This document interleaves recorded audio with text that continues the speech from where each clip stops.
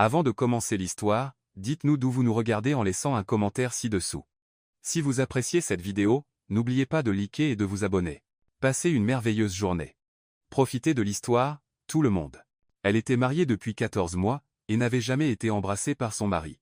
Elena vivait dans un penthouse d'1 million de dollars à Manhattan, portait des vêtements de créateur et dînait dans les meilleurs restaurants, mais elle était complètement invisible pour Victor, son mari milliardaire, jusqu'à la nuit où elle disparut simplement. Elle ne laissa qu'un mot et sa bague de mariage sur la commode. C'est alors qu'il découvrit qu'on ne remarque la lumière que lorsqu'elle s'éteint. La lumière du matin filtrait à travers les fenêtres du sol au plafond du penthouse de Manhattan, projetant de longues ombres sur les sols en marbre qu'Elena avait appris à parcourir en silence. Elle se tenait au comptoir de la cuisine, ses doigts enveloppés autour d'une tasse en porcelaine qui coûtait plus cher que le loyer mensuel de la plupart des gens, observant la vapeur s'élever du café intact. Le silence ici n'était pas d'or. Il était étouffant, lourd, avec le poids de 14 mois d'indifférence minutieusement orchestrée. « Bonjour », offrit-elle doucement quand Victor entra, ses mouvements précis et calculés comme toujours. Il était déjà vêtu de son costume anthracite, le téléphone pressé contre son oreille, parlant en ton bref sur des rapports trimestriels et des accords d'acquisition. Ses yeux passèrent sur elle brièvement, un accusé de réception poli, rien de plus, avant qu'il ne se dirige vers la machine à espresso avec l'efficacité de quelqu'un qui avait maîtrisé l'art d'exister dans le même espace sans vraiment le partager. Elena étudia son profil, cherchant une quelconque fissure dans la façade parfaitement composée. À 44 ans, Victor Langford commandait les salles de réunion avec la même autorité froide qu'il apportait à sa routine matinale. Ses cheveux noirs étaient déjà parfaitement coiffés, sa mâchoire rasée de près, sa présence emplissant la pièce sans jamais vraiment toucher son monde. Elle se demanda, pour la nième fois, s'il la regardait jamais et voyait quelque chose au-delà de l'obligation contractuelle qu'elle représentait. Le gala de charité est ce soir, hasarda-t-elle, posant sa tasse avec un soin délibéré, celui pour l'alphabétisation des enfants. Je me disais que peut-être nous pourrions. Je te rejoindrai là, bas, l'interrompit-il, mettant fin à son appel et rangeant le téléphone. La voiture passe te prendre à 19 h. Son ton était le même que celui qu'il utilisait avec ses assistants. Professionnel, distant, définitif. Elena hocha la tête, ravalant les mots qui voulaient jaillir. Des mots comme peut-être que nous pourrions y aller ensemble, ou j'aimerais savoir ce que tu penses que je devrais porter, ou même te souviens-tu pourquoi nous soutenons cette cause? Mais elle avait appris les limites de leur arrangement, écrites non pas dans le contrat légal verrouillé dans son bureau, mais dans la chorégraphie minutieuse de leurs interactions quotidiennes. Le contrat avait été clair dès le début. Un mariage de convenance, rien de plus. Les factures médicales de sa mère, s'accumulant comme des nuages d'orage au-dessus de la modeste maison familiale à Brooklyn, nécessitaient une solution qu'Elena ne pouvait pas fournir avec ses revenus de pigiste. La maison familiale, 3 générations de souvenirs construits dans ses murs usés, était à quelques jours de la saisie quand l'avocat de Victor présenta l'offre. Mademoiselle Elena Torres, avait dit l'avocat, sa voix portant le poids à la fois du salut et de la capitulation en égale mesure. Mon client a besoin d'une épouse pour des raisons sociales et professionnelles. L'arrangement serait mutuellement bénéfique. Elle avait dit oui, non par amour ou même par espoir, mais par désespoir enveloppé de dignité. Victor avait besoin de quelqu'un d'assez raffiné pour son cercle social, d'assez intelligent pour tenir des conversations lors d'événements d'entreprise, et d'assez peu exigeant pour accepter le vide émotionnel qu'il offrait en retour. Elena avait besoin de sécurité, d'une couverture médicale pour sa mère, et de la sorte de stabilité financière qui lui permettrait de dormir la nuit sans calculer combien d'articles freelance elle devrait écrire pour garder les lumières allumées. Maintenant, en le regardant vérifier sa Rolex avec la même attention qu'il ne lui accordait jamais, Elena sentit la douleur creuse familière s'installer dans sa poitrine. Le penthouse autour d'eux était un monument à la richesse sans chaleur. Des meubles de designer qui appartenaient à un musée. De l'art qui impressionnait les visiteurs mais ne révélait rien sur les personnes qui y vivaient. Des pièces qui résonnaient de l'absence de rire sincère ou de conversation spontanée. Victor l'appela et elle doucement alors qu'il se dirigeait vers la porte, la mallette à la main. Il s'arrêta, se retournant avec les sourcils légèrement haussés dans une interrogation polie. « Ma mère va mieux. Le nouveau traitement fonctionne. » Quelque chose vacilla sur ses traits. Surpris peut-être qu'elle ait partagé quelque chose de personnel, ou peut-être une légère irritation qu'elle ait interrompu sa routine de sortie. « C'est bon à entendre, » répondit-il. Les mots techniquement appropriés mais émotionnellement vides. « Je suis content que la couverture médicale se révèle adéquate. » Couverture médicale? Pas. « Je suis si heureux que ta mère aille mieux, ou tu dois être soulagé, ou même transmets-lui mes salutations. » Juste l'acknowledgement d'une clause contractuelle satisfaite avec succès.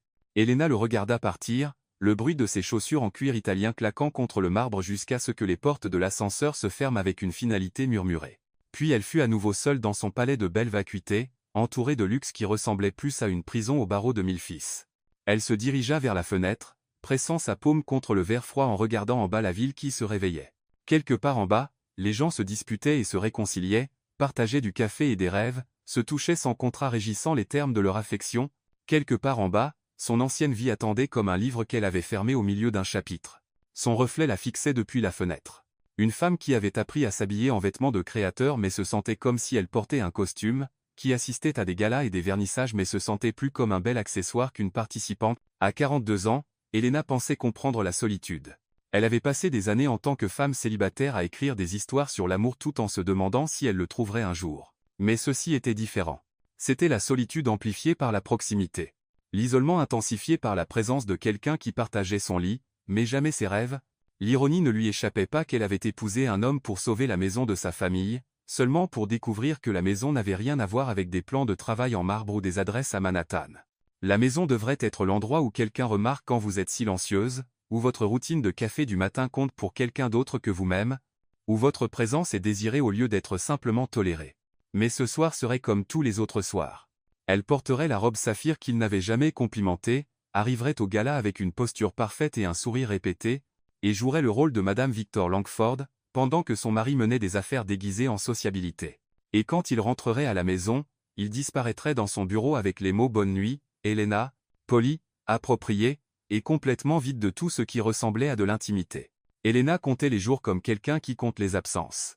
Assise dans le fauteuil en velours gris qui coûtait plus cher que tout son ancien appartement à Queens, elle regardait les heures passées sur l'horloge suisse qui décorait le mur du salon. 15. 15. Victor ne rentrerait pas avant 21 heures, être 22 heures. 6 heures de plus de silence élégant. 6 heures de plus, d'être un fantôme dans sa propre vie. Elle feuilleta un magazine de décoration sans vraiment voir les pages, ses doigts traçant distraitement le tissu doux du coussin à côté d'elle. Tout ici était parfait. Les fleurs fraîches que la gouvernante changeait 2 fois par semaine, la lumière naturelle filtrant à travers des rideaux en soie importés, le subtil parfum de lavande qui flottait dans l'air grâce à des diffuseurs stratégiquement placés. C'était comme vivre à l'intérieur d'une vitrine de grand magasin de luxe. Beau à admirer, impossible à se sentir chez soi. Le téléphone sonna, coupant le silence comme un couteau. Elena sursauta, pleine d'espoir un instant avant de voir le nom sur l'écran. Assistante Victor Langford. Bon après-midi, madame. Langford, vint la voix professionnelle de Margaret, l'assistante personnelle de Victor.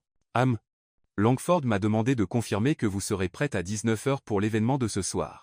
La robe Valentino est arrivée ce matin et est dans le placard. Merci, Margaret, répondit Elena, sa voix sortant plus douce que prévu. Y a-t-il quelque chose de spécifique que Victor voudrait que je sache sur l'événement? Une pause hésitante. Eh bien, il y a des investisseurs japonais importants qui assisteront. Langford a mentionné qu'il serait utile si vous pouviez discuter d'art contemporain, leur collectionneur. Elena ferma les yeux. Binsua.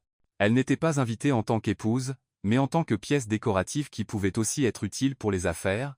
Voice. Autre chose? Non madame. Langford. Langford a dit qu'il fait confiance à votre bon jugement. Après avoir raccroché, Elena resta immobile dans le fauteuil, sentant le poids familier de l'irrélevance s'installer sur ses épaules. Fait confiance à votre bon jugement. Comme si elle était une employée compétente, pas la femme qui dormait à ses côtés chaque nuit, séparée par une distance émotionnelle qui semblait croître chaque jour. Elle se leva et marcha vers la fenêtre panoramique qui offrait une vue époustouflante sur Central Park. En bas, les gens couraient le long des sentiers. Les familles pique-niquaient. Les couples marchaient main dans la main. La vraie vie qui se déroulait juste là. Pendant qu'elle observait depuis sa tour d'ivoire, ses souvenirs dérivèrent vers le dernier événement qu'ils avaient assisté ensemble, un gala pour la recherche sur le cancer la semaine précédente. Elle avait choisi une robe vert émeraude qui faisait ressortir ses yeux, avait passé 1 heure à coiffer ses cheveux en vagues douces encadrant son visage. Quand elle descendit les escaliers du Penthouse, Victor la regarda exactement 3 secondes avant de vérifier sa montre. « Tu es à l'heure », avait-il commenté comme si c'était tout ce qui importait. Pendant l'événement, Elena observa d'autres couples. Elle vit comment Robert Hayes murmura quelque chose à l'oreille de sa femme qui la fit rire. Comment elle ajusta sa cravate intimement avant qu'il ne monte sur scène. Elle vit comment Michael Wong garda sa main sur le dos de sa femme pendant qu'il traversait la pièce. Un geste protecteur et attentionné qui parlait d'années de connexion sincère. Et puis il y avait elle et Victor, 2 étrangers bien habillés qui se déplaçaient dans la foule comme des acteurs suivant un script. Il la présenta avec fierté. « Mon épouse Elena. Mais de la même manière qu'il présenterait une nouvelle voiture ou une acquisition commerciale réussie, quelque chose qui reflétait bien sur son statut, pas quelqu'un qu'il connaissait vraiment ou valorisait, Helena, chérie. La voix stridente de Lydia Bennet l'attira de ses pensées. Elle se tourna pour trouver sa voisine de Penthouse, une mondaine dans la soixantaine qui survivait de ragots et de champagne. « Comment allez-vous? Je ne vous ai pas vu au spa cette semaine. »« Salut, Lydia. » Helena força un sourire. « J'ai été occupée avec des projets. »« Des projets ?» Lydia haussa un sourcil parfaitement sculpté. « Quel genre de projet ?» Helena hésita. Comment expliquer qu'elle avait essayé de se remettre à l'écriture, mais que les mots sortaient forcés et sans vie? Comment admettre qu'elle avait perdu la voix qui autrefois donnait vie à des personnages passionnés et créait des histoires qui faisaient pleurer les lecteurs? Du travail de charité en grande partie. Elle mentit parce que c'était plus facile que la vérité. Oh, comme c'est merveilleux. Victor doit être si fier. Les hommes comme lui apprécient les épouses qui s'occupent avec des causes appropriées. Lydia but une gorgée de ce qui semblait être son troisième martini de la journée. Vous deux êtes le couple parfait, vous savez, si élégant ensemble. Si coordonnés. Coordonnés. Le mot résonna dans l'esprit d'Helena longtemps après que Lydia fut partie en quête de plus de ragots et d'alcool. C'était exactement ce qu'ils étaient, coordonnés, assortis, mais jamais connectés. Elle rentra dans le Penthouse, ses pas résonnant dans les couloirs vides. Elle passa devant le bureau de Victor, la porte toujours fermée, les chambres d'amis qui ne recevaient jamais de vrais invités, la salle à manger formelle où ils mangeaient en silence quand ils mangeaient ensemble, ce qui était rare. Dans le placard partagé, bien que Victor y soit rarement en même temps qu'elle, Helena trouva la robe Valentino. Elle était stunning comme toujours, soit bleu minuit avec une broderie subtile qui coûtait plus cher que le salaire annuel de la plupart des gens. Elle la tint contre son corps, observant son reflet dans le miroir en pied. La femme qui la regardait était belle, élégante, parfaitement assemblée, mais ses yeux racontaient une autre histoire. Il parlait d'une femme qui disparaissait lentement à l'intérieur, qui devenait plus transparente chaque jour passé à prétendre être heureuse dans un mariage qui était plus une performance qu'un partenariat. Elle se rappelait quand elle était plus jeune, travaillant dans son petit appartement à Queens, écrivant jusqu'aux petites heures, passionnée par chaque phrase qu'elle créait. Ses amis écrivains se réunissaient au café du coin, débattant de littérature, partageant des rêves, riant jusqu'à en avoir mal au ventre. Quand avait-elle ri comme ça pour la dernière fois? Quand avait-elle ressenti pour la dernière fois qu'elle était vraiment vivante? Le bruit de l'ascenseur la fit sursauter. Victor était rentré tôt, ce qui était inhabituel. Elle entendit ses pas dans le couloir, la séquence familière de sons, les clés heurtant la table d'entrée, la mallette posée, le léger soupir de quelqu'un qui se détend après une longue journée. Helena, sa voix résonna dans l'appartement. « Ici » répondit-elle, sortant du placard. Il apparut dans l'encadrement de la porte de la chambre, la cravate desserrée, mais toujours impeccablement soignée. « Comment s'est passée ta journée » demanda-t-il, la question sonnant plus comme un protocole que comme un intérêt sincère. « Calme » répondit-elle, parce que c'était vrai, et parce qu'il ne voulait vraiment pas savoir sur la solitude qui la consumait, sur comment elle avait passé 20 minutes à regarder une vieille photo de sa famille à Brooklyn, regrettant un temps où son rire résonnait dans les murs d'une maison où elle était vraiment désirée. « Bien, » dit-il, se dirigeant déjà vers la salle de bain. « Es-tu prête pour ce soir ?» Et voilà, l'étendue complète de leur intimité conjugale. Des questions sur la préparation d'événements, pas sur des sentiments ou des rêves ou quoi que ce soit qui importait vraiment. Plus tard, en se préparant pour une autre nuit de comédie, Helena se demanda s'il était possible de mourir de solitude, même entouré de luxe. S'il était possible de disparaître progressivement, devenant une ombre de soi-même, jusqu'au jour où on se regarde dans le miroir et ne voit rien d'autre que le vide que sa vie est devenue. Le bruit de la machine à espresso coupa l'air matinal comme un métronome, marquant un autre jour dans la vie parfaitement rythmée de Victor Langford. Helena observa ses mouvements économes, chaque geste calculé pour une efficacité maximale, 2 sucres, une mesure précise de lait, exactement 3 minutes pour vérifier les emails sur son téléphone pendant que la boisson refroidissait à la température idéale. « Victor » essaya-t-elle, sa voix coupant doucement le silence. « Je me disais que nous pourrions faire une promenade à Central Park aujourd'hui. Le temps est parfait. Et j'ai une réunion avec les Japonais à 9 heures, répondit-il sans lever les yeux de l'écran, ses doigts faisant défiler rapidement les messages. Et déjeuner avec Harrison à 12h15. Puis je dois relire les rapports de fusion. Helena hocha la tête, ravalant la déception qui était devenue aussi familière que le goût du café du matin. Être demain alors. Dimanche c'est samedi. Vol pour Londres à 19h. Il leva enfin les yeux, mais se dirigeait déjà vers la porte. De retour lundi. 3 jours, murmura-t-elle, plus pour elle-même que pour lui. Quoi? Rien. Bon voyage. Il s'arrêta un instant, et Helena sentit un éclair d'espoir. Être avait-il entendu quelque chose dans sa voix? Être remarquerait-il enfin la mélancolie qu'elle ne pouvait plus cacher. Mais Victor vérifia simplement sa montre et hocha brièvement la tête avant de disparaître dans l'ascenseur privé. Elena resta dans la cuisine de longues minutes après son départ, écoutant l'écho de son propre battement de cœur dans le silence qui suivit. Elle était devenue experte à mesurer sa vie par les espaces entre ses mots, par les pauses qui ne se transformaient jamais en questions sur ce qu'elle ressentait. Le mardi suivant, elle essaya une approche différente. Elle passa la matinée à rechercher des galeries d'art contemporain, mémorisant les noms d'artistes émergents et les tendances du marché. Quand Victor rentra, elle l'attendait dans le salon avec 2 verres de vin et des informations soigneusement organisées sur une exposition au Whitney Museum. « Comment s'est passée ta journée » demanda-t-elle, lui offrant le vin. « Productive » répondit-il, acceptant le verre mais restant debout comme s'il planifiait déjà sa fuite vers le bureau. Les chiffres du 4e trimestre ont dépassé les attentes. C'est merveilleux, sourit Elena, essayant d'injecter un enthousiasme sincère dans sa voix. J'ai entendu parler d'une exposition fascinante au Whitney. Yuki Tanaka expose une série sur les transformations urbaines. Je me disais que, vu tes investisseurs japonais, ça pourrait être intéressant pour nous d'y aller ensemble ce week-end peut-être. Victor but une gorgée de vin, ses yeux déjà errant vers le téléphone qui vibrait discrètement dans sa poche. Tanaka. Oui, j'en ai entendu parler.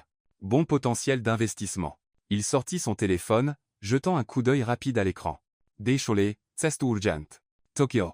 Et ainsi une autre tentative de connexion devint une autre conversation interrompue par des obligations qui semblaient toujours plus urgentes que la femme qui partageait son foyer. Le jeudi, Elena se réveilla avec une idée différente. S'il ne pouvait pas se déconnecter du travail, peut-être pouvait-elle se connecter à travers lui. Elle passa la journée à étudier les entreprises de Victor, mémorisant les rapports annuels, comprenant les fusions et acquisitions. Quand il rentra, elle était prête.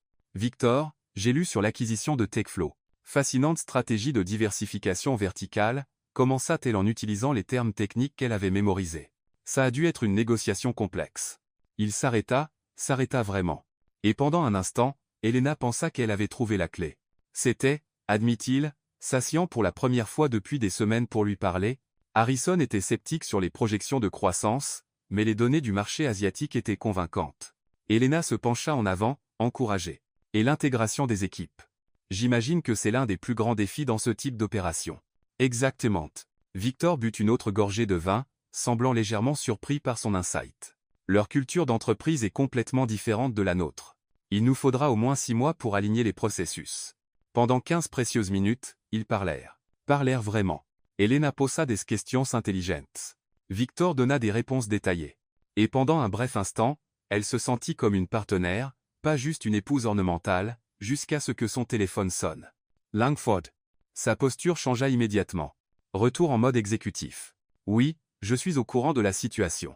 Non, ça ne peut pas attendre demain. Il se leva, couvrant le téléphone de sa main. Décholé, Elena. Crise avec les fournisseurs européens. Et ainsi la connexion la plus prometteuse qu'ils avaient eue depuis des mois s'évapora comme de la vapeur, laissant Elena seule dans la pièce avec 2 verres de vin et le sentiment croissant qu'elle essayait de construire un pont vers quelqu'un qui avait déjà déménagé dans une autre ville. Le samedi, elle décida d'essayer une dernière approche. Si elle ne pouvait pas l'atteindre à travers des intérêts partagés ou des conversations professionnelles, peut-être pouvait-elle le toucher à travers la vulnérabilité.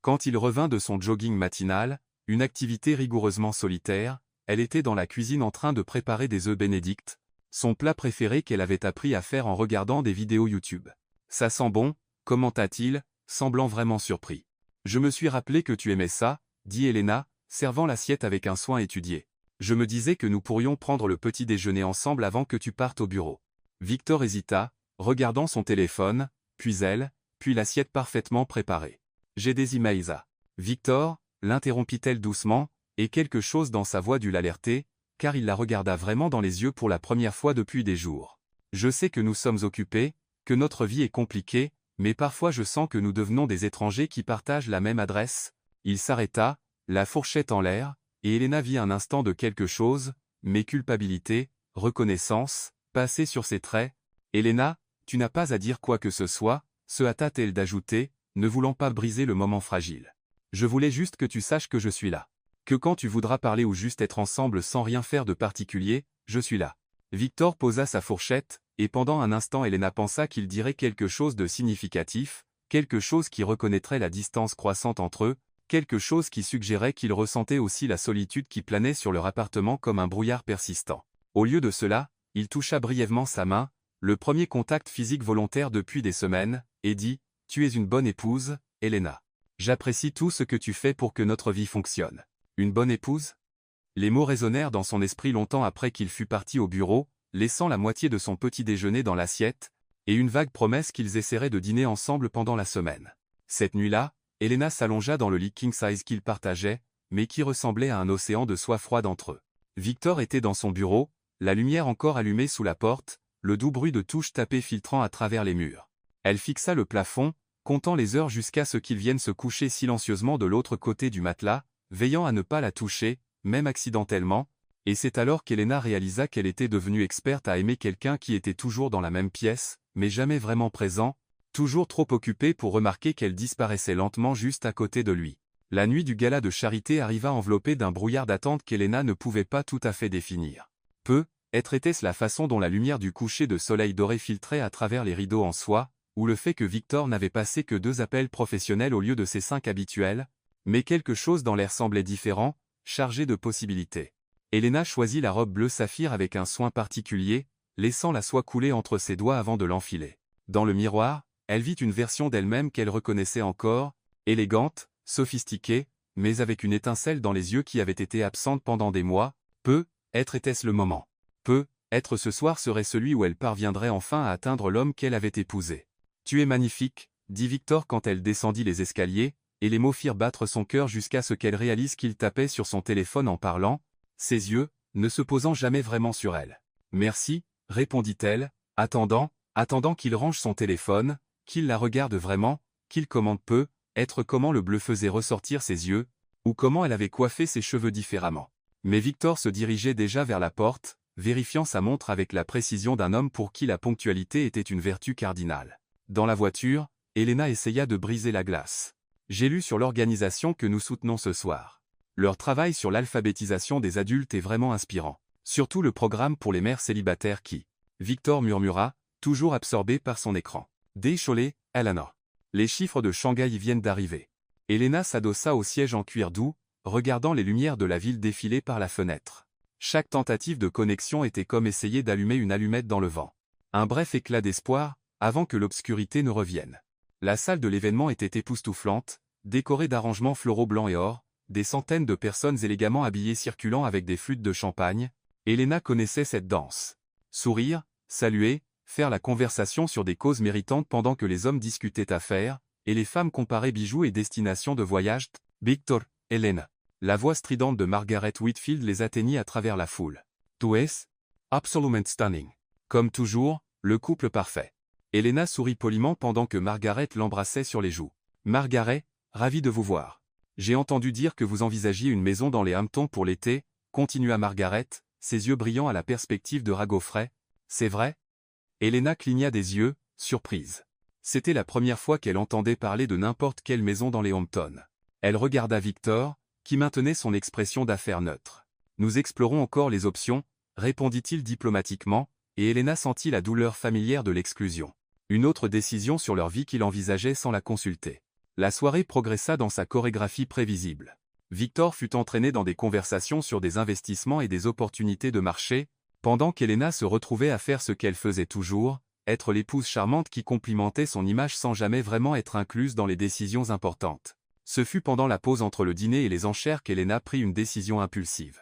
Voyant Victor momentanément seul sur la terrasse en train de vérifier des messages, elle s'approcha avec une détermination renouvelée. « Victor, » dit-elle, touchant légèrement son bras. « As-tu une minute ?» Il leva les yeux et pour la première fois de la soirée, ses yeux se fixèrent vraiment sur elle. « Bien sûr. Qu'y a-t-il » Elena prit une profonde inspiration, sentant l'air frais de la nuit dans ses poumons. « Je me demandais, quand avons-nous fait quelque chose ensemble pour la dernière fois? Je veux dire, vraiment ensemble. Pas de téléphone, pas de travail, juste nous deux. » Victor fronça les sourcils comme si elle avait posé une question particulièrement complexe sur des fusions d'entreprises. « Eh bien, nous sommes ici ensemble maintenant. » « Ce n'est pas ce que je veux dire, » continua Elena, sa voix gagnant en urgence. « Je veux dire quelque chose comme, te souviens-tu quand nous étions fraîchement mariés et que tu as mentionné que tu avais toujours voulu visiter la Toscane? Et si nous planifions un voyage, juste quelques jours loin de tout? Nous pourrions visiter des vignobles, explorer des petites villes. Toscane, répéta-t-il comme si le mot était étranger. Elena, Tu sais comment est le marché en ce moment. La fusion Techflow est encore en négociation. Et les investisseurs de Londres? Les investisseurs de Londres seront là quand nous reviendrons, l'interrompit doucement Helena. Victor, quand tu me regardes, que vois-tu? La question le prit au dépourvu. Il cligna des yeux, clairement mal à l'aise avec le tournant personnel de la conversation. Je vois mon épouse, une femme intelligente, élégante Qui quoi? Pressa Helena, faisant un pas plus près. Fini la phrase. Victor resta silencieux pendant un long moment, et Helena pouvait voir les rouages de son esprit tourner, cherchant la réponse appropriée, celle qui satisferait sans compromettre, qui enrichit ma vie. Dit-il enfin. Les mots étaient jolis, techniquement corrects, complètement vides d'émotions réelles. Helena sentit quelque chose se briser en elle, un petit espoir qu'elle avait gardé en vie, mourant définitivement. Comment? Demanda-t-elle, sa voix à peine un murmure. Comment j'enrichis ta vie, Victor? Quand as-tu demandé pour la dernière fois comment s'était passée ma journée et attendu vraiment la réponse? Quand avons-nous partagé un rire pour la dernière fois? Ou as-tu remarqué quand j'ai changé de coiffure, ou tu m'as simplement serré dans tes bras sans que ce soit une obligation sociale? Victor regarda autour de lui, clairement, mal à l'aise avec l'intensité émotionnelle de la conversation dans un cadre public. Helena, peut-être devrions-nous en discuter à la maison. À la maison, tu auras un appel urgent ou des emails à répondre ou des rapports à relire, dit Helena, des larmes commençant à se former dans ses yeux. Il y a toujours quelque chose de plus important. Mon travail est important, répondit Victor, sa voix gagnant une pointe défensive. C'est ce qui nous permet d'avoir la vie que nous avons. Quelle vie? Demanda Helena, et la question sortit chargée d'une tristesse si profonde qu'elle fit reculer Victor d'un pas. Victor, nous n'avons pas de vie. Nous avons un emploi du temps partagé. Nous avons une adresse commune. Nous avons des apparences à maintenir, mais la vie, la vraie vie. Quand as-tu touché pour la dernière fois sans que ce soit pour poser pour une photo? Le silence qui suivit fut assourdissant. Helena pouvait entendre la douce musique venant de la salle de bal, le murmure des conversations, le tintement des verres, toute la bande-son d'une vie sociale active se déroulant à quelques mètres tandis que son mariage s'effondrait sur la terrasse. Helena, commença Victor, mais sa voix sonnait comme celle d'un homme cherchant les bons mots pour mettre fin à une réunion difficile. Si tu pouvais aller n'importe où dans le monde en ce moment, dit Helena, ignorant sa tentative de parler. Où irais-tu? Je ne comprends pas la pertinence de la question. Réponds quand même. Victor hésita, clairement confus sur où elle voulait en venir. Peut-être Singapour. Il y a des opportunités d'investissement intéressantes dans les technologies propres. Helena ferma les yeux, sentant la brise nocturne sur son visage. Même dans ses fantasmes, il choisissait le travail. J'irai dans une petite ville sur la côte italienne, dit-elle doucement. Je louerai une chambre dans une auberge avec vue sur la mer. Je me réveillerai tôt pour regarder le lever du soleil, boire un café fort dans une tasse sans prétention, écrire des histoires sur des gens réels avec de vrais problèmes et un vrai amour. Elle ouvrit les yeux et le regarda. Vois-tu la différence, Victor? Tu rêves d'opportunités d'affaires. Je rêve de vie. Victor resta silencieux, son visage un masque de contrôle soigneux. Helena attendit, lui donnant une dernière chance de dire quelque chose. N'importe quoi qui suggère qu'il comprenait ce qu'elle essayait de communiquer. Peut-être devrions-nous rentrer. Dit-il enfin. Les gens vont commencer à se demander où nous sommes. Et voilà. Son souci n'était pas ce qu'elle ressentait, mais les apparences, ce que les autres penseraient s'ils remarquaient que le couple parfait avait disparu pour une conversation sérieuse. Helena hocha lentement la tête, sentant quelque chose d'essentiel se solidifier en elle, une clarté cristalline froide sur exactement où elle se situait dans la liste des priorités de son mari, et ce n'était même pas proche du sommet. Donc, bien sûr, dit-elle, sa voix revenant au ton poli et contrôlé qu'elle avait perfectionné au cours des 14 derniers mois. Nous ne voudrions pas que les gens réalisent que le couple parfait a des imperfections. Ils retournèrent ensemble dans la salle de bal, et pour tout observateur, ils ressemblaient exactement à ce qu'ils avaient toujours ressemblé, élégants, coordonnés, impeccables. Mais Helena savait que quelque chose avait changé irréversiblement dans cette conversation sur la terrasse. Elle avait arrêté d'attendre des miettes d'attention et commencé à accepter qu'elle méritait être la miche entière. 3 jours après le gala de charité, Helena se réveilla avec un sentiment étrange, quelque chose entre nostalgie et rébellion, comme si une partie dormante d'elle-même s'étirait enfin après une longue hibernation. Victor était déjà parti au bureau, ne laissant que le parfum persistant de son après-rasage cher et l'impression encore tiède de l'endroit où il avait dormi, veillant soigneusement à maintenir sa moitié du lit king size. Helena resta immobile de longues minutes, fixant le plafond en plâtre orné qui avait coûté plus cher que ce que beaucoup de gens gagnaient en un an. Pendant 14 mois, elle s'était réveillée dans ce lit luxueux, se sentant comme une étrangère dans sa propre vie. Aujourd'hui, pour la première fois, elle avait une idée différente. Sans se permettre de trop réfléchir à la décision, Helena se leva et alla au placard. Elle passa les rangées de robes de créateurs, les chaussures qui coûtaient des milliers de dollars, jusqu'à ce qu'elle trouve au fond une boîte qu'elle n'avait pas ouverte depuis des mois. À l'intérieur, soigneusement pliée, se trouvaient ses vêtements d'avant. Un jonc délavé, une blouse en coton bleu qu'elle avait achetée en solde, des baskets confortables qui connaissaient chaque coin de Brooklyn. Enfiler ces vêtements fut comme retrouver une version perdue d'elle-même. Dans le miroir, elle ne vit pas Madame Victor Langford, épouse ornementale d'un magnat des affaires. Elle vit Helena Thor, écrivaine, rêveuse. Femme qui croyait autrefois que les histoires avaient le pouvoir de changer les cœurs. Sans laisser de mots, après tout, Victor était rarement à la maison pour les lire. Helena prit son simple sac en cuir marron, et quitta le Penthouse. Dans l'ascenseur, elle respira profondément pour la première fois depuis des mois, se sentant étrangement légère sans le poids des attentes et des apparences qu'elle portait constamment. Le trajet en métro vers Brooklyn fut un voyage dans le temps. Helena observa les visages familiers des passagers, des gens réels vivant des vies réelles, inquiets pour les factures et les relations, et des rêves simples mais sincères. Une jeune mère berçait un bébé, murmurant des berceuses en espagnol.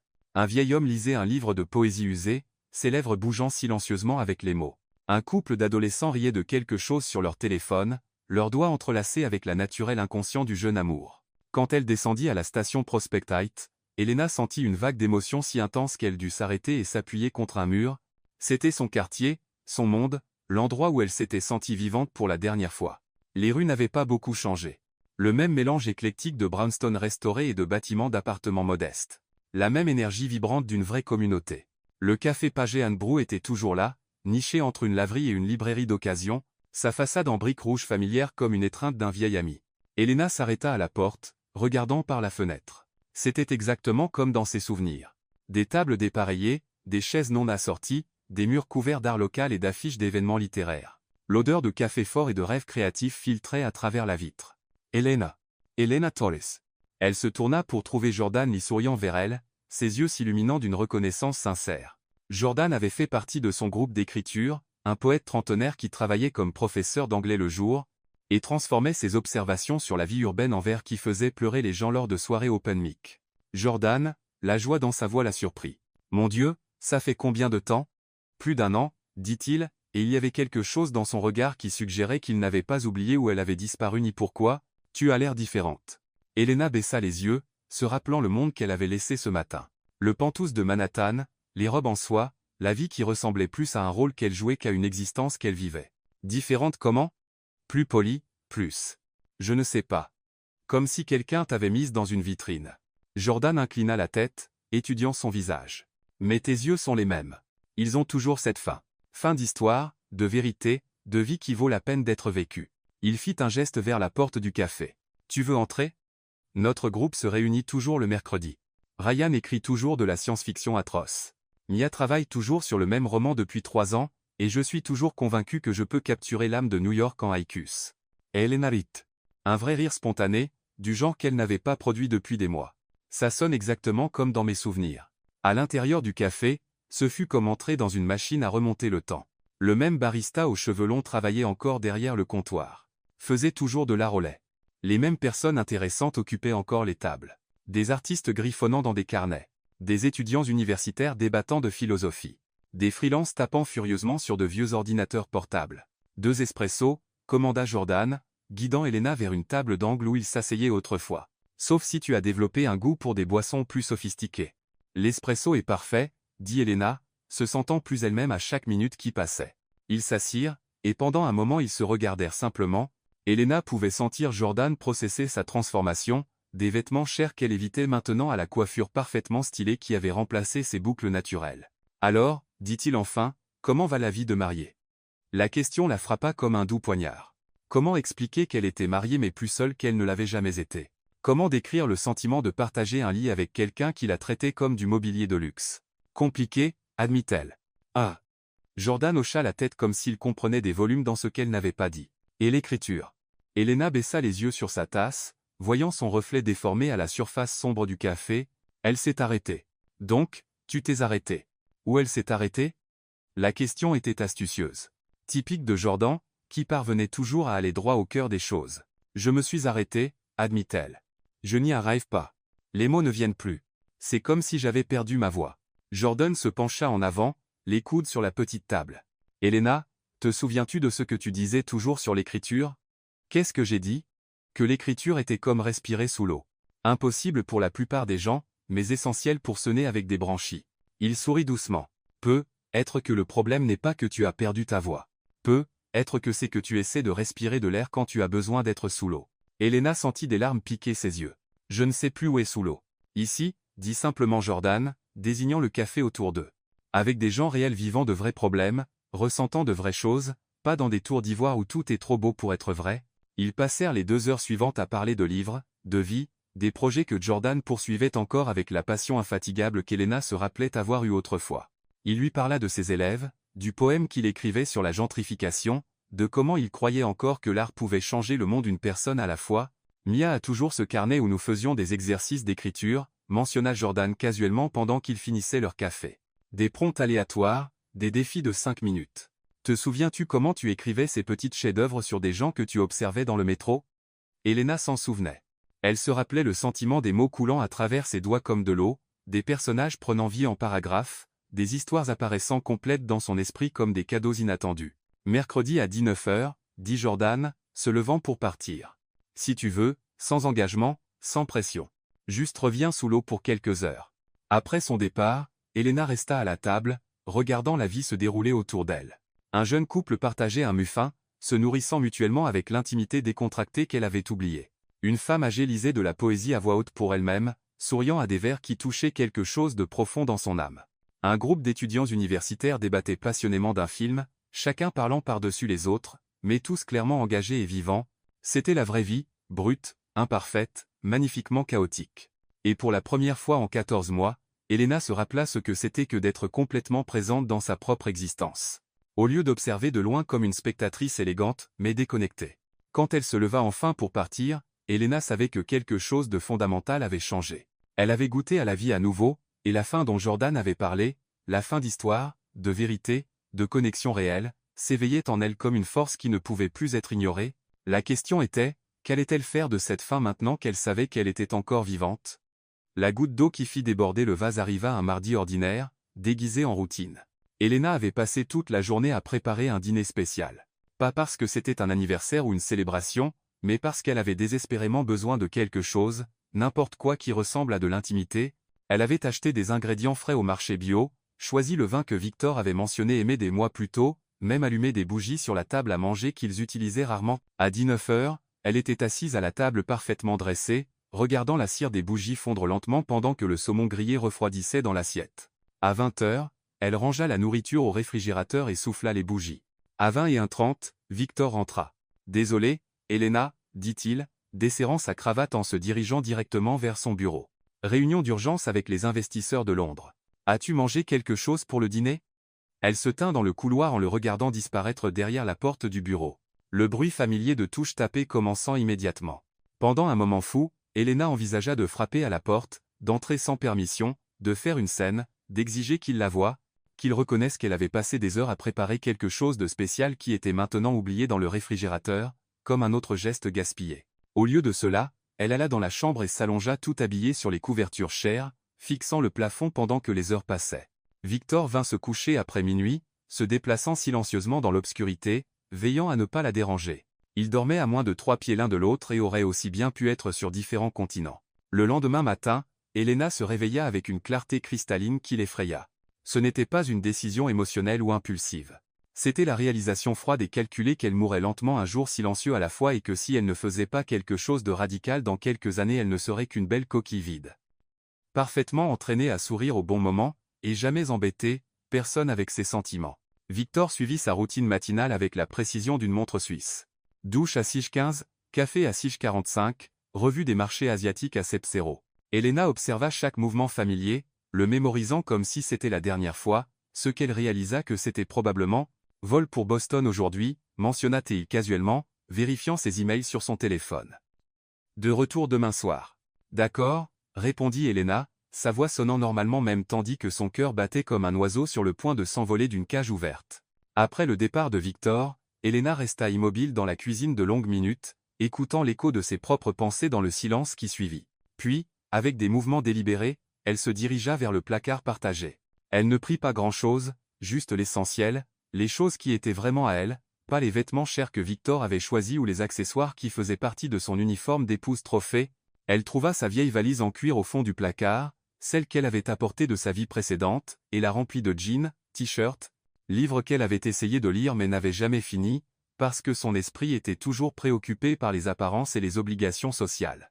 Au fond d'un tiroir, elle trouva son vieil ordinateur portable, pas le MacBook Pro que Victor lui avait acheté pour les projets de charité, mais son vieux compagnon d'écriture, marqué par des années d'utilisation et plein d'histoires qui avaient autrefois coulé de ses doigts comme un souffle. La partie la plus difficile fut de décider quoi dire. Elena s'assit au bureau de la chambre, une belle pièce en acajou qu'elle n'avait jamais utilisée que pour ranger des invitations d'événements sociaux, et essaya de trouver des mots qui expliqueraient l'inexplicable. Comment dire à quelqu'un que vous partez non par colère, mais par autopréservation? Comment expliquer que ce n'est pas une punition, mais une survie? Enfin, elle écrivit, « Vic, je ne pars pas pour te punir. Je pars pour ne pas disparaître complètement. Pendant 14 mois, j'ai essayé d'être l'épouse dont tu avais besoin, élégante, pratique, invisible quand nécessaire. Mais quelque part dans le processus, j'ai arrêté d'être moi-même. J'ai arrêté d'écrire, arrêté de rêver, arrêté de croire que je mérite d'être vu et entendu et aimé pour qui je suis, pas pour ce que je représente. Tu es un bonhomme, Victor. Gentil à ta manière, généreux avec les ressources financières, toujours poli. Mais nous sommes des étrangers qui partagent une adresse, et je ne peux plus prétendre que c'est suffisant. Ne me cerque pas. Pas encore du moins. J'ai besoin de me rappeler qui j'étais avant de devenir ton épouse, et c'est quelque chose que je dois faire seule, Elena. Elle plia soigneusement le mot et le posa sur la commode de Victor à côté de sa bague de mariage. Cette simple bande de platine qui avait représenté la sécurité, pas l'amour. La lumière entrant par la fenêtre fit briller le métal, et Elena sentit une pointe de quelque chose qui n'était pas exactement du regret, mais une profonde tristesse pour ce qui aurait pu être si les choses avaient été différentes. Elena prit son sac et sa valise, jeta un dernier regard à l'appartement qui avait été sa prison dorée pendant plus d'1 an, et marcha vers la porte. Dans l'ascenseur, elle s'appuya contre le mur et ferma les yeux, sentant un mélange étrange de terreur et de libération. Quand les portes s'ouvrirent au rez-de-chaussée, Elena émergea dans le monde comme une femme qui renaissait, effrayée, incertaine sur l'avenir, mais enfin glorieusement vivante. Elle avait réservé un petit appartement à Queens via une annonce en ligne. Un modeste studio qui coûtait moins en un mois que Victor ne dépensait en 20 en une semaine. Il était minuscule comparé aux Penthoses. Mais quand Elena ouvrit la porte et vit la lumière du soleil entrer par la seule fenêtre, elle sentit quelque chose qu'elle n'avait pas ressenti depuis des mois. L'espoir. Dans les jours qui suivirent, Elena redécouvrit de petits plaisirs qu'elle avait oubliés. Faire les courses dans un marché où elle devait vérifier les prix, cuisiner des repas simples dans une cuisine de la taille d'un placard, s'asseoir sur l'échelle de secours qui servait de balcon improvisé, regardant la vraie vie se dérouler dans les rues en bas. Et pour la première fois en 14 mois, elle écrivit, pas des histoires polies sur des gens parfaits dans des situations idéalisées, mais des mots crus, honnêtes sur la solitude et la découverte, sur une femme apprenant à s'aimer assez pour choisir l'authenticité plutôt que la commodité. C'était la vraie vie, imparfaite et belle, et Elena la vivait enfin au lieu de juste l'observer de loin. 3 jours après son départ, son téléphone commença à sonner. Victor Langford avait construit toute sa vie adulte sur la fondation inébranlable de la routine. Se réveiller à 6 heures du matin. Marché asiatique, café fort, décision calculée qui déplaçait des millions de dollars avec la froideur de quelqu'un qui avait appris que les émotions étaient des luxes dangereux dans le monde des affaires. Pendant 14 mois, Elena avait fait partie de cette routine, une présence constante et réconfortante, comme le bourdonnement presque imperceptible de la climatisation, ou le poids familier de sa montre Patek Philippe à son poignet. C'est pourquoi, quand il rentra de Boston jeudi soir, et ne trouva que le silence, là où il aurait dû y avoir au moins le doux bruit de la télévision ou le bruit familier d'Elena se déplaçant dans la cuisine, sa première réaction fut la confusion, pas l'alarme. « Elena » appela-t-il, posant sa valise dans l'entrée avec le même geste économique que toujours. « Je suis rentré. » Silence. Victor fronça les sourcils, vérifiant sa montre. 20h15. Elle devrait être là. Elena était toujours là quand il arrivait, une constante dans sa vie aussi prévisible que le lever du soleil. Être qu'elle dormait ou était dans le bain ou parlait au téléphone avec sa mère. Ce ne fut que quand il monta à la chambre et vit le mot plié sur sa commode à côté du petit cercle de platine qu'il avait passé à son doigt 14 mois plus tôt que la réalité le frappa comme un coup de poing à l'estomac. Les premières lignes du mot semblaient écrites dans une langue étrangère. Son cerveau entraîné à traiter des rapports complexes et des analyses financières intricées refusait de comprendre les simples mots qu'Elena lui avait laissés. « Je ne pars pas pour te punir. Je pars pour ne pas disparaître complètement. » Victor s'assit lourdement au bord du lit, relisant le mot une deuxième fois, puis une troisième. Chaque mot était comme une révélation choquante sur un monde qui avait existé juste à côté du sien, mais qu'il n'avait jamais vraiment vu. Pendant 14 mois j'ai essayé d'être l'épouse dont tu avais besoin, élégante, pratique, invisible quand nécessaire. Invisible. Victor cligna des yeux, confus. Elena n'était pas invisible. Elle était toujours là, toujours parfaitement assemblée, toujours prête pour les événements sociaux, toujours. La réalisation vint lentement, comme de l'eau froide montant dans sa poitrine. Quand avait-il vraiment demandé pour la dernière fois comment Elena avait passé sa journée? Quand avait-il remarqué pour la dernière fois si elle semblait triste ou heureuse ou fatiguée? Quand avait-il regardé pour la dernière fois? Vraiment regardé, au lieu de simplement confirmer qu'elle était là où il s'attendait à la trouver. Nous sommes des étrangers qui partagent une adresse. Victor sentit quelque chose d'étrange se produire dans sa poitrine, une oppression qu'il ne pouvait identifier. Il se leva brusquement, comme si le mouvement pouvait disperser l'inconfort, et commença à marcher dans l'appartement. C'est alors qu'il commença à remarquer des choses. La table à manger était dressée pour 2 assiettes élégantes, couverts en argent, 2 verres à vin. Il y avait des restes de bougies fondues dans les chandeliers. Dans le réfrigérateur, il trouva un dîner élaboré soigneusement rangé dans des contenants, intacts. Mardi. Elle avait préparé un dîner spécial mardi, et il était arrivé en retard, marmonnant des excuses distraites avant de s'enfermer dans le bureau jusqu'après minuit. Combien d'autres occasions comme celle-ci avait-il manqué? Combien de gestes silencieux d'amour ou de tentatives de connexion avait-il ignorés sans même s'en rendre compte? Victor prit le téléphone avec des doigts qui tremblaient imperceptiblement, un phénomène qui l'aurait alarmé dans n'importe quelles autres circonstances, car Victor Langford ne tremblait jamais. Il appela le numéro d'Elena, écoutant l'écho de la sonnerie dans le vide jusqu'à ce que la messagerie vocale réponde. « Elena. C'est moi. Rappelle-moi s'il te plaît. Nous devons parler. » Il raccrocha et rappela immédiatement. « Elena, j'ai lu ton mot. Je ne comprends pas. Je veux dire, je comprends que tu es contrariée, mais nous pouvons arranger ça. S'il te plaît, rentre à la maison pour que nous puissions parler comme des adultes. » Au 3e appel, sa voix commença à se briser. « S'il te plaît, dis-moi juste où tu es. Je suis inquiète. » Elena ne rappela pas. Dans les jours qui suivirent, Victor découvrit que l'absence d'Elena était comme l'absence de gravité. Quelque chose que l'on ne remarque jamais jusqu'à ce qu'il ne soit soudainement plus là. Et alors tout ce qu'on pensait solide et prévisible commence à flotter dans des directions inattendues.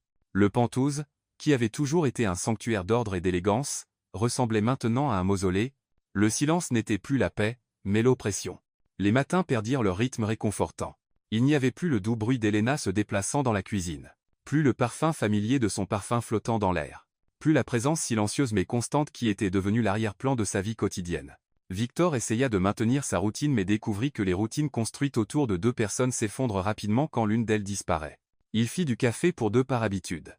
Posait 2 tasses avant de se rappeler. Il vérifiait automatiquement si Elena était prête avant de partir pour des événements sociaux, pour ne trouver qu'un appartement vide et l'écho de ses propres pas. C'était vendredi soir, assis seul dans la salle à manger avec un repas acheté dans un restaurant cher qui n'avait pas de goût, que Victor admit enfin à lui-même une vérité qu'il avait évitée pendant 4 jours. Il lui manquait. Pas juste la commodité de sa présence ou la façon dont elle complimentait son image publique, mais elle, Elena, la femme qui riait doucement en lisant des livres, qui sentait toujours les fleurs et quelque chose d'indéfinissablement réconfortant, qui le saluait chaque matin avec un sourire sincère, même quand il levait à peine les yeux de son téléphone. La réalisation le frappa avec une force qui le laissa sans souffle. Il avait passé 14 mois à vivre aux côtés d'une femme extraordinaire et l'avait traitée comme du mobilier de luxe. Samedi matin, Victor fit quelque chose qu'il n'avait pas fait depuis des années. Il annula tous ses engagements professionnels. Au lieu d'aller au bureau, il resta dans l'appartement, errant dans les pièces comme un fantôme dans sa propre vie, essayant de reconstruire des souvenirs de moments qu'il avait manqués en étant trop physiquement présent seulement. Il trouva un carnet qu'Elena avait laissé derrière, caché dans un tiroir de bureau. Les pages étaient remplies de débuts d'histoire, de fragments de poèmes, d'observations sur la vie qui révélaient une profondeur émotionnelle et une perspicacité qu'il n'avait jamais pris la peine de découvrir. Une entrée datée d'1 mois plus tôt le fit arrêter de respirer. Aujourd'hui, Victor m'a regardé pendant le petit déjeuner. Vraiment regardé, pas juste confirmé que j'étais là.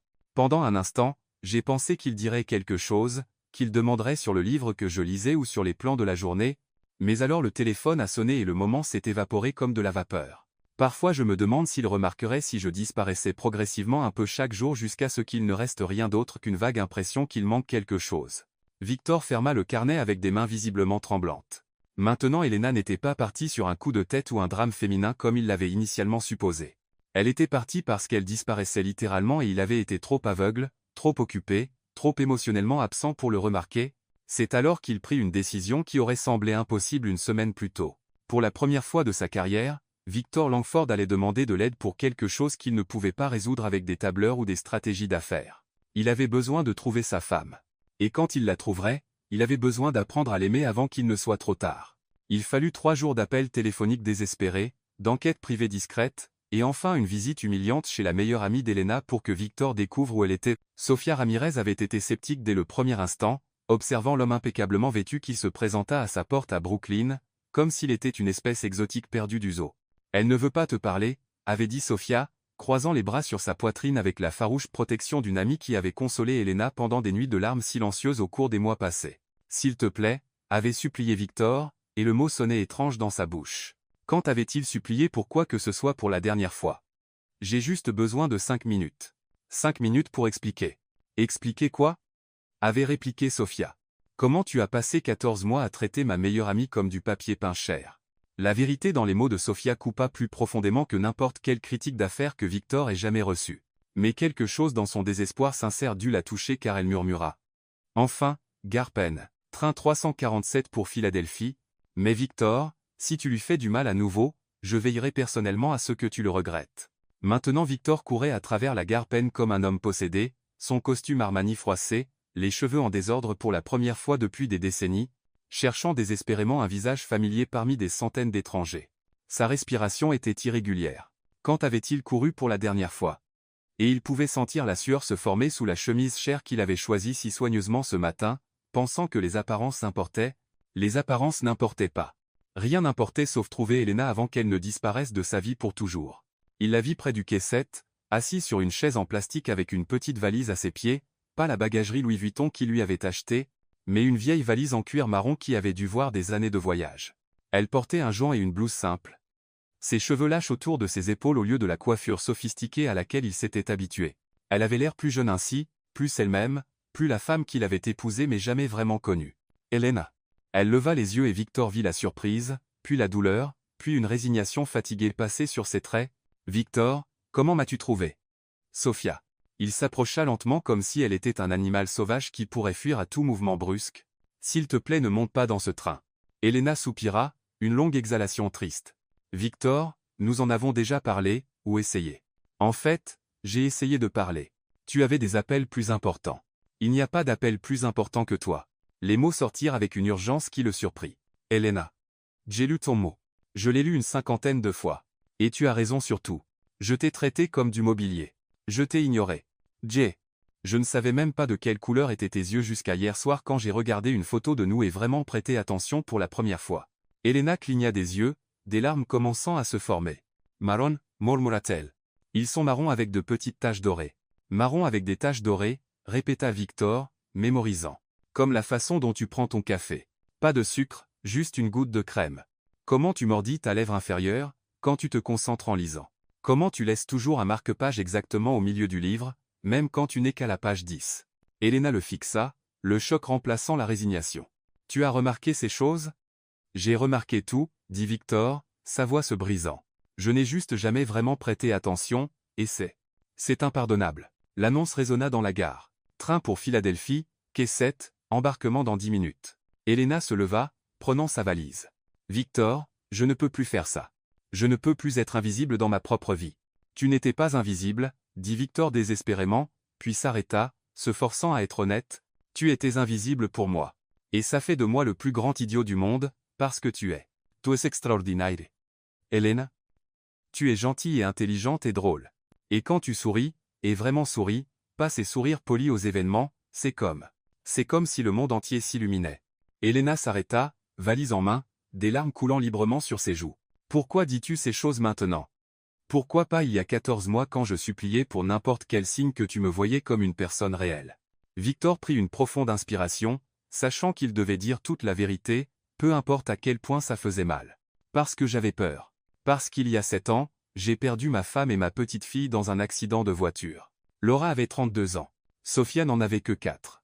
Je les aimais tellement que quand elles sont mortes, j'ai pensé que j'allais mourir aussi. » Elena lâcha sa valise, ses mains volant pour couvrir sa bouche. « Victor. Pourquoi? Tu ne me l'as jamais dit.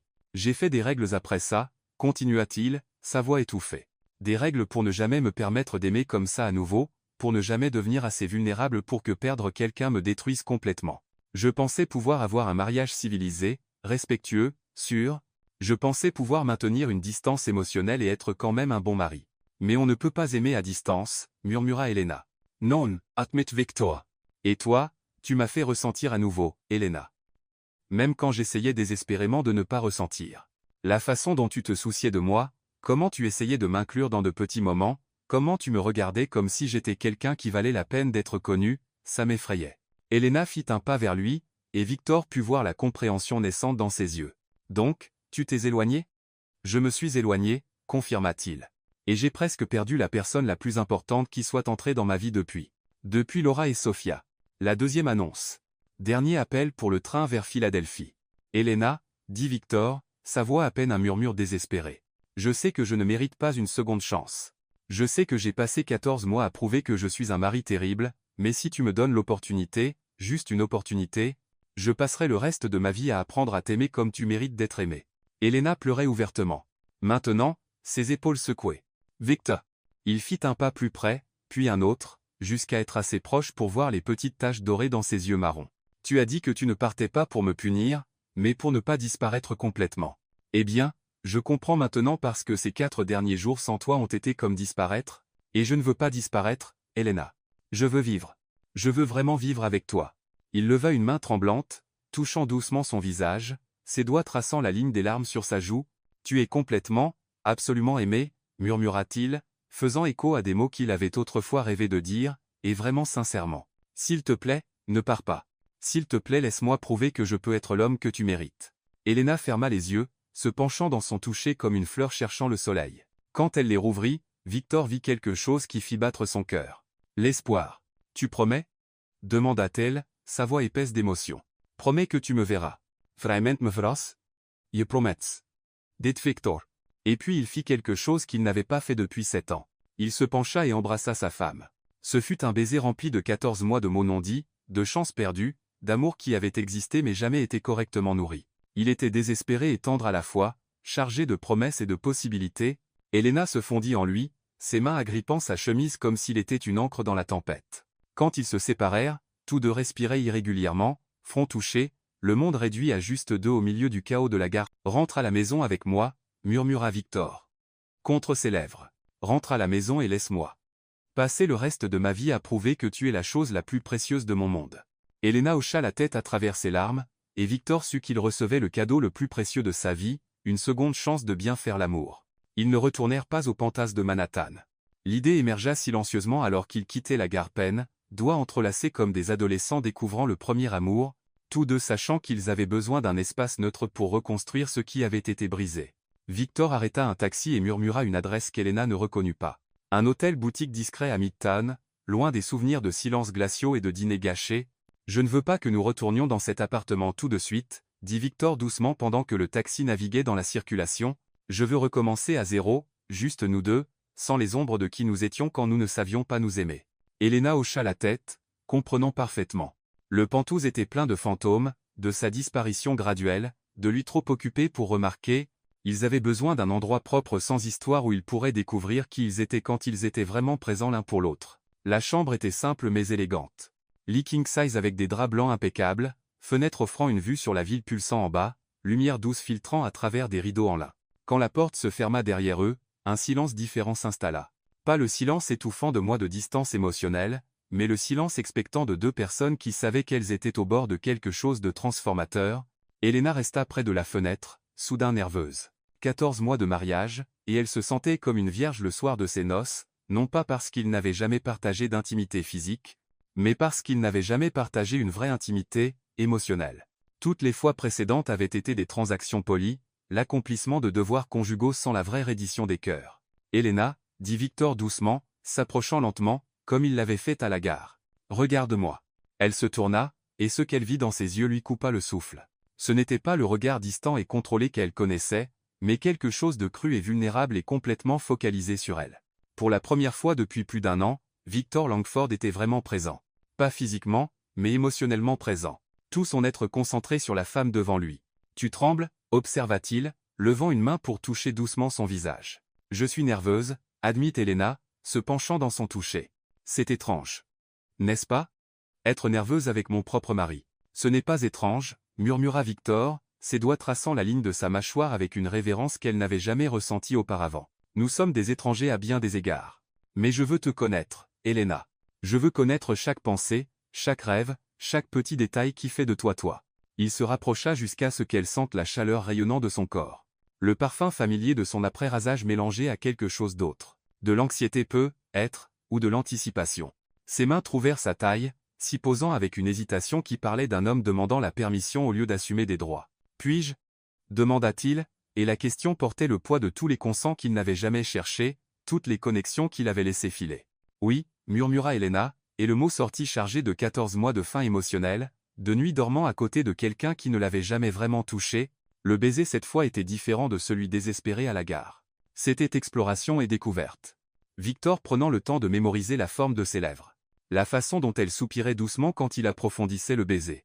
Comment ses mains agrippaient sa chemise comme si elle craignait qu'il disparaisse. « Tu es si belle » murmura-t-il contre ses lèvres, les mots sonnant comme une prière. « Comment ai-je pu ne pas voir à quel point tu es absolument stunning ?»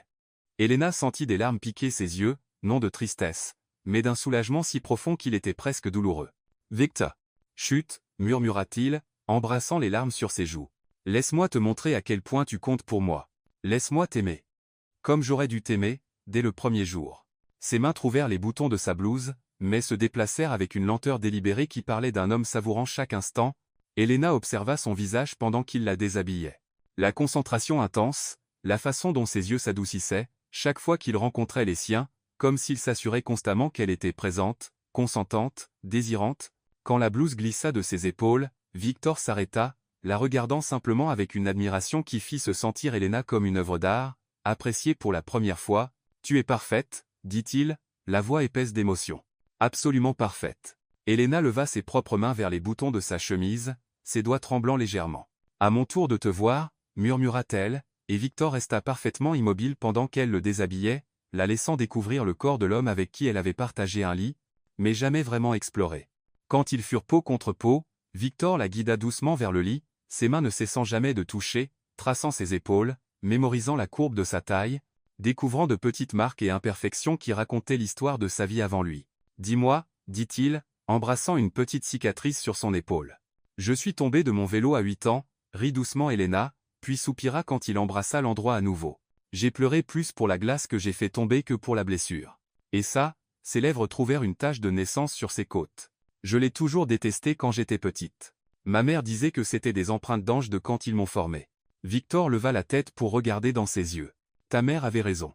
Tu as été formé par des anges. » C'était conversation et découverte et adoration tout à la fois. Victor traitant chaque partie d'elle comme un territoire sacré à explorer avec révérence. Quand ils se joignirent enfin, ce fut avec une intimité qui transcendait le physique, yeux verrouillés l'un sur l'autre, souffle se mêlant, corps bougeant, en parfaite harmonie de deux personnes enfin complètement présentes.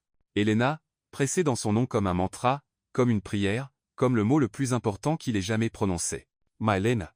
Je suis là » murmura-t-elle en retour, main encadrant son visage, le forçant à maintenir le contact visuel même dans les moments les plus intenses. « Je suis là, et tu es là, et nous sommes réels. » Après, ils restèrent enlacés dans les draps blancs, la ville brillant à travers les fenêtres comme un témoin silencieux de leur réconciliation.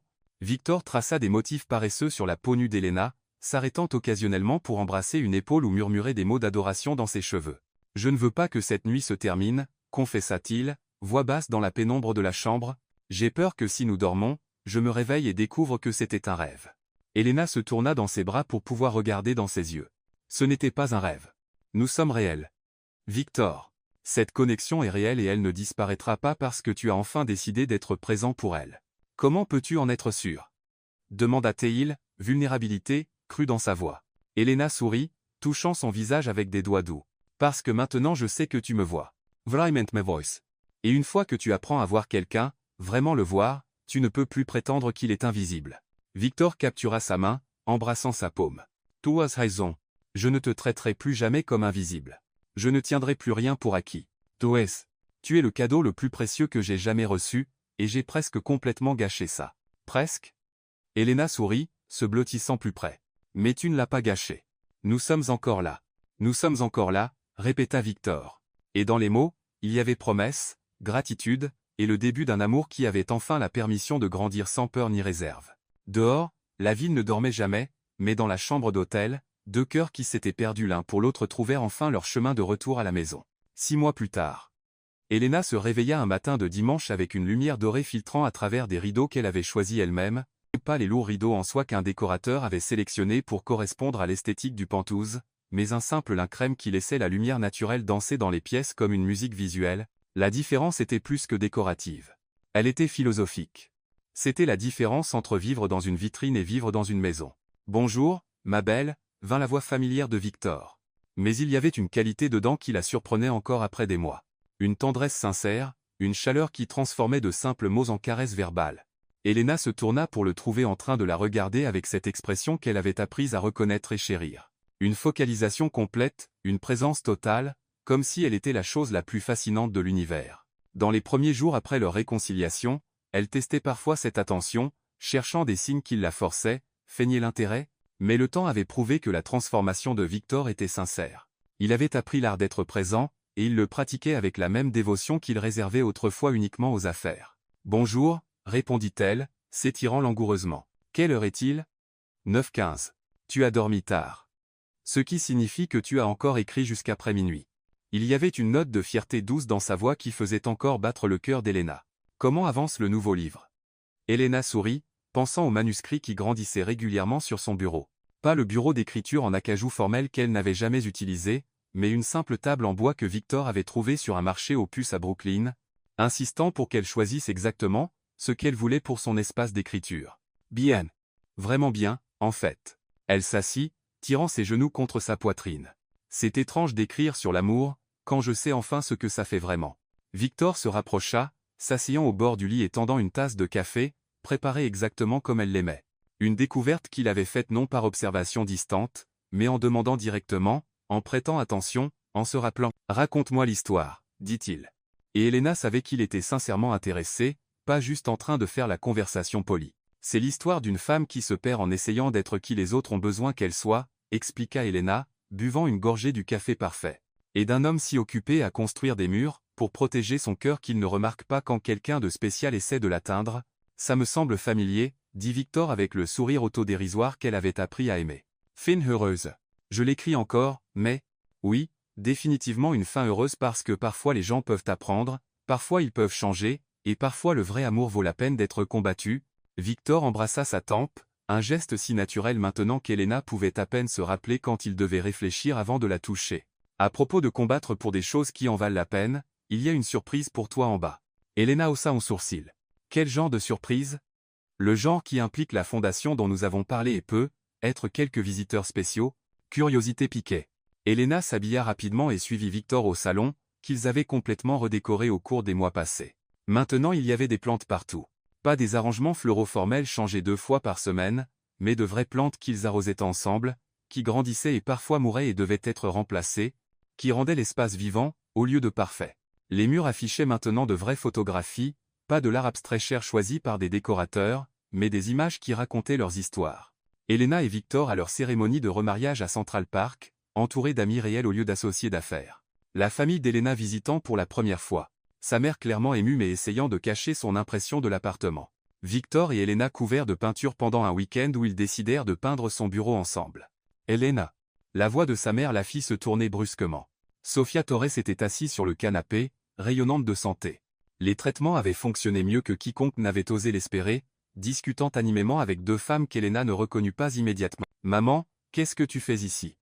Elena serra sa mère dans ses bras, confuse mais ravie. « Victor m'a amené en surprise », expliqua Sofia, ses yeux brillant d'une approbation évidente, « et il voulait que tu rencontres des gens spéciaux. » Victor s'approcha, passant son bras autour de la taille d'Elena avec la naturelle d'un homme qui avait appris que l'affection publique n'était pas une faiblesse mais une force. « Elena, je veux te présenter Mia Ramirez et Olivia Lee. Elles dirigent des programmes d'alphabétisation à Harlem et Queens, respectivement. » Elena salua les femmes, encore confuses sur le but de la réunion jusqu'à ce que Victor continue. « Elles sont ici pour discuter de la fondation Elena Torres pour l'alphabétisation et les arts créatifs. » Le monde s'arrêta. Elena fixa Victor. Puis les 2 femmes souriantes, puis sa mère, qui était clairement dans le coup pour quelque chose qu'elle ne savait pas. « La quoi ? Tu as mentionné il y a des mois que tu voulais faire quelque chose de significatif, » expliqua Victor, une nervosité inhabituelle dans sa voix, « quelque chose qui combine ta passion pour l'écriture avec aider les autres à découvrir leur voie. Donc, j'ai commencé à rechercher et j'ai découvert qu'il y a un besoin désespéré pour des programmes qui n'enseignent pas juste à lire, mais qui aident les gens à trouver leurs propres histoires, leur propre voie. Mia Ramirez Sepenchanawant. Madame Langford, votre mari nous a parlé de votre parcours en écriture, de votre passion pour le storytelling. Ce que nous proposons est révolutionnaire. Pas juste des classes d'alphabétisation, mais des ateliers d'écriture créative, des programmes qui aident les gens à traiter les traumatismes à travers le storytelling, des initiatives qui donnent une voix aux sans-voix. Ce serait votre projet, ajouta Olivia. Votre vision, votre leadership. Nous fournissons les connexions communautaires et l'expertise éducative. Vous apportez la vision créative et la passion. Elena sentit des larmes commencer à se former. Pendant des mois, elle s'était sentie reconnaissante pour le retour de son mariage, pour redécouvrir l'amour. Mais il y avait une partie d'elle qui aspirait encore à un but au-delà du bonheur personnel. Jay. Je ne sais pas quoi dire. Dis oui, murmura sa mère. Ma fille a toujours eu un don avec les mots. Je savais toujours qu'un jour elle aiderait les autres à trouver leur voie aussi. Elena regarda Victor, voyant la fierté et la nervosité mélangées dans son expression. Tu as vraiment fait ça. Créer une fondation pour moi. J'ai créé la structure légale et financière, corrigea Victor. Mais son âme, son cœur, c'est tout toi, Elena. C'est qui tu es, ce pourquoi tu es destinée. 3 heures plus tard, après que Mia et Olivia furent partis avec des plans concrets et des délais et une excitation contagieuse sur les possibilités, après que sa mère fut rentrée à Brooklyn avec une promesse de revenir la semaine suivante pour dîner, Elena et Victor étaient seuls dans la cuisine en train de préparer un simple déjeuner ensemble. Je n'arrive pas à croire que tu as fait ça, dit Elena pour la 10e fois, encore en train de processer. Une fondation entière. Tu mérites d'avoir quelque chose qui est entièrement à toi, répondit Victor, hachant les légumes avec la précision minutieuse qu'il apportait maintenant à tout, quelque chose qui nourrit ton âme comme les affaires nourrissent la mienne. Elena arrêta de remuer la soupe et l'observa. Victor, je t'aime. Les mots sortirent simplement, naturellement, mais portaient le poids de tout ce qu'ils avaient traversé. Pas juste reconnaissante, pas juste heureuse. Je t'aime. L'homme que tu es devenu, la façon dont tu me vois, la façon dont tu me fais sentir que je pourrais conquérir le monde. Victor posa son couteau et se tourna pour lui faire face complètement. Elena Torse Langford, dit-il, utilisant ces 2 noms comme un vœu. Tu es la meilleure chose qui me soit jamais arrivée. Pas juste parce que tu m'as sauvé d'une vie de vide émotionnel, mais parce que tu m'as montré ce que signifie être vraiment vivant. Il l'attira dans ses bras, et ils restèrent là dans la cuisine avec la lumière du soleil d'après-midi entrant par les fenêtres, entourés du beau désordre d'une vie vécue pleinement. Livres éparpillés sur le comptoir, plantes qui avaient besoin d'arrosage, photos sur le réfrigérateur, preuves partout de 2 personnes qui avaient appris à s'aimer correctement. Tu sais ce qui est drôle ? Murmura Elena contre sa poitrine. Quoi ? Quand j'ai quitté, je pensais que je renonçais à l'amour. Je pensais que je choisissais la solitude plutôt que l'invisibilité, mais en fait je faisais de la place pour que le vrai amour nous trouve. Victor resserra son étreinte. Parfois il faut perdre quelque chose pour apprendre à quel point c'est précieux. Et parfois, ajouta Elena, il faut être assez brave pour demander ce qu'on mérite. Plus tard ce soir-là, après le dîner et de longues conversations sur les plans de la fondation et les rêves pour l'avenir, Elena s'assit à son bureau d'écriture, pas caché dans un coin, mais installé de manière proéminente dans le salon, où Victor pouvait la voir quand il travaillait sur son ordinateur portable à proximité, où ils pouvaient partager des silences confortables et des commentaires occasionnels. Elle écrivait le chapitre final de son roman, l'histoire qui était devenue la leur à bien des égards. Tandis qu'elle tapait les dernières lignes, Victor leva les yeux de son propre travail. « Tu finis ce soir » demanda-t-il. « Oui, phrase finale. Lis-la moi. » Elena sourit, appréciant qu'il veuille faire partie même de ce petit moment. Et en regardant dans ses yeux, vraiment regardant, comme elle avait désiré qu'il la regarde, elle réalisa que parfois les plus grandes histoires d'amour ne concernent pas des gens parfaits qui se trouvent. Elles concernent des gens imparfaits qui apprennent à se voir clairement, complètement, courageusement. Victor resta silencieux un moment. C'est beau. C'est sur nous ? C'est sur n'importe qui s'est déjà senti invisible. N'importe qui a déjà aimé quelqu'un qui n'était pas prêt à aimer en retour. N'importe qui a déjà été assez brave pour partir et puis assez brave pour essayer à nouveau quand la personne qu'ils aiment apprend enfin à les voir. Victor ferma son ordinateur portable, et s'agenouilla à côté de sa chaise. Elena. Oui. Merci de ne pas avoir abandonné nous. Merci d'avoir été assez brave pour partir et assez patiente pour revenir. Merci de m'avoir appris à aimer quelqu'un correctement. Elena toucha son visage, s'émerveillant de à quel point c'était différent de leur premier jour, à quel point il était présent, connecté, sincère. Tu sais ce que j'ai réalisé ? Quoi ? Parfois la personne avec qui tu es destiné à être est la personne avec qui tu es déjà, vous avez juste besoin tous les deux de grandir pour devenir qui vous êtes censés être ensemble. Victor se leva et la tira avec lui. Viens au lit avec moi, Madame Langford. Pas parce que c'est attendu ou pratique ou partie de notre routine, mais parce que je veux m'endormir à côté de la femme que j'aime, et me réveiller demain. Excité de voir de nouvelles façons de lui montrer à quel point elle est chérie. Helena rit, le son remplissant leur maison de joie. Maintenant ça, c'est ce que j'appelle une vraie proposition. Et tandis qu'ils marchaient ensemble vers leur chambre, pas l'espace stérile qu'il avait été autrefois, mais une pièce pleine de livres partagés et de silence confortable et de conversations matinales et du genre d'intimité qui vient de vraiment se voir l'un l'autre, Helena sut que c'était à ça, ressemblait le bonheur. Pas parfait, pas sans défi, mais réel et présent et plein d'amour qui avait été testé et avait choisi de grandir plus fort. Dehors Manhattan scintillait avec 8 millions d'histoires, mais dans leur pentose redécorée, deux cœurs qui s'étaient presque complètement manqués étaient enfin complètement chez eux. Parfois le plus grand courage n'est pas dans le départ, mais dans le fait de rester et de combattre pour ce qui peut être transformé. Helena découvrit que le vrai amour n'est pas à propos de trouver quelqu'un de parfait, mais à propos de deux personnes imparfaites qui choisissent de grandir ensemble. Victor apprit que être présent n'est pas juste partager un espace, mais partager un cœur complètement ouvert. À la fin, ils réalisèrent que les meilleurs amours sont ceux qui nous enseignent qui nous sommes vraiment et puis nous aiment exactement pour ça. Parce que parfois tout ce dont quelqu'un a besoin, c'est d'être vu.